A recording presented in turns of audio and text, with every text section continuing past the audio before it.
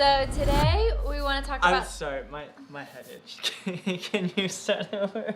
Okay, babe, let's go. So today we wanted to talk about something that kills relationships. Kills. And it just destroys intimacy in a relationship. Yeah, what is it? Manipulation, which we define it as control. And a relationship founded upon control and not commitment won't last. Because when you're dating, you gotta think about what is the foundation of our future marriage. like what causes manipulation? What causes somebody to feel like they have to be in control? Control comes from a place of insecurity and fear. And you were in one of those relationships, dating before marriage. Absolutely. And it did not foster love. No. So we want to give you 3 signs of what to watch out for in a controlling relationship, either by the other person or by yourself, because these things kill love. Okay, first one, control uses fear, guilt, and shame. Commitment uses love, grace, and mercy. So if you see those mannerisms playing out in your relationship, one, it's not founded in the gospel. God does not use fear, guilt, and shame. He uses love, grace, and mercy. It talks about in Romans 2:4, his kindness leads us to repentance. His perfect love cast out fear. He bore our shame at the cross. He bore our guilt at the cross and got rid of it through Jesus' atoning sacrifice.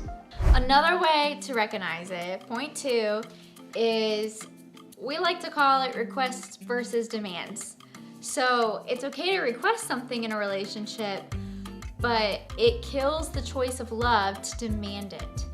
But a request allows somebody to respond in love.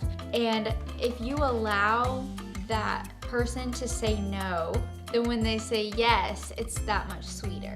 An easy way to differentiate whether it's a request or a demand, if the person says no, I can't fulfill that for you, do they suffer emotional wrath? And the third point plays into point 2 of requests versus demands. In the relationship, are you guys servants to one another, or is one of you a slave? Because a servant gets to, a slave has to.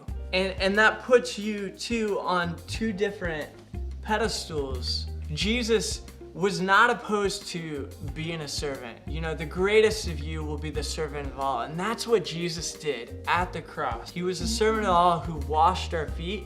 And in marriage, you wash one another's feet all the time. But we're not meant to be each other's slaves.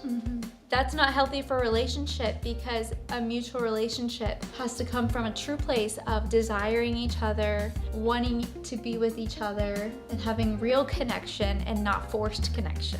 So we want to encourage you to make the hard choice to recognize this red flag in others and in yourself and choose the road that will lead to a great marriage.